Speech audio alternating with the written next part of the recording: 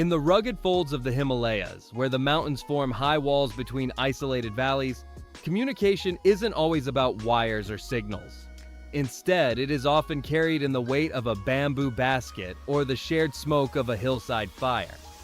At the heart of this social fabric lies a rare and potent substance: mad honey. More than just a medicinal product or a culinary curiosity, this honey acts as a social glue, a currency of respect and a bridge that connects disparate villages across the most vertical landscape on Earth. For the people of the Annapurna and Manaslu regions, the arrival of the honey harvesting season is a signal for the mountains to wake up. It is a time when the invisible borders between villages dissolve. Because the cliffs where the Apis laboriosa build their nests are often located in no man's land between settlements, the harvest requires a level of inter-village cooperation that is rarely seen elsewhere. Tribes from the lower valleys often trek upward to assist their neighbors, bringing with them supplies, news, and labor in exchange for a share of the red gold. This collaboration is rooted in a deep-seated tradition of communal labor. In many Himalayan cultures, the concept of parma, or reciprocal labor, is what allows these communities to survive.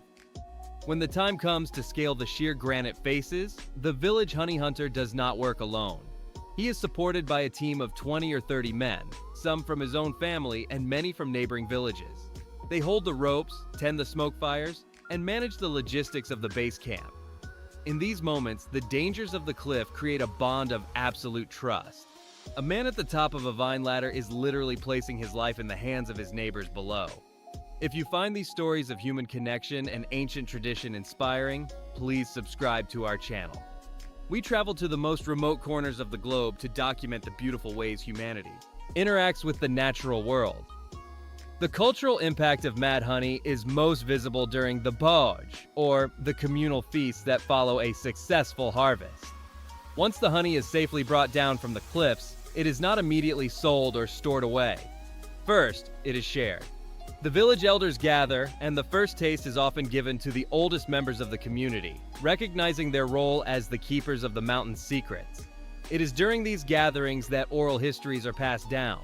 A younger hunter from one village might sit with an elder from another, learning the specific names of the honey spirits associated with a particular cliffside. These stories act as a shared map, ensuring that the geography of the mountains remains alive in the collective memory of the people. Furthermore, mad honey serves as a vital tool for diplomacy and gift-giving. In the high Himalayas, a jar of pure potent mad honey is considered one of the most respectful gifts one can offer. It is used to seal marriages, settle old disputes between families, and welcome honored guests from distant valleys.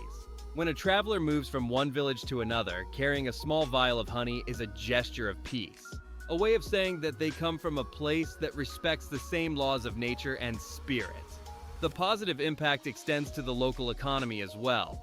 As global interest in mad honey has grown, it has created a new reason for young people to stay in their ancestral villages rather than migrating to the cities for work. This honey economy allows for the reinvestment of funds into local schools and health clinics, benefiting not just one village but the entire cluster of communities that share the mountain. It has turned a dangerous tradition into a sustainable path forward, strengthening the infrastructure of the region while keeping its soul intact. As the sun sets over the peaks and the honey is divided among the workers, the sense of accomplishment belongs to the whole mountain, not just a single person. It is a reminder that in a place as harsh as the Himalayas, no one survives alone.